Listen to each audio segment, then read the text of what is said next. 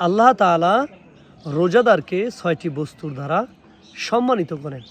প্রথমত, যে ব্যক্তি রোজা রাখবে, রোজাদারের মুখের দুর্গন্ধ আল্লাহ তাআলার কাছে মৃগনাভির সুগন্ধির চাইতেও অধিকতর প্রিয়। দ্বিতীয়ত, রোজাদারের জন্য সমুদ্রের মাছ পর্যন্ত ইফতার করা পর্যন্ত দোয়া করেন। অপর বর্ণায় এসেছে, ফেরেশতারা রোজাদারদের জন্য মাগফিরাত কামনা করেন যতক্ষণ না তারা ইফতার করে। তৃতীয়ত, রোজাদারের সম্মানে প্রতিদিন জান্নাতকে সুসজ্জিত করা হয়।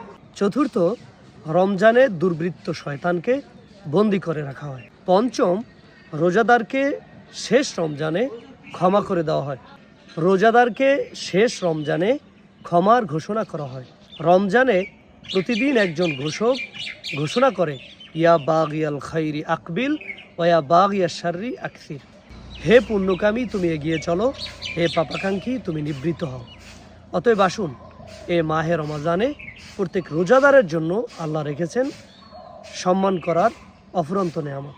তাই আসুন আমরা এ মাহে রমজানে রোজা রাখি এবং আল্লাহ তাআলার প্রিয় বান্দা হওয়ার চেষ্টা করি।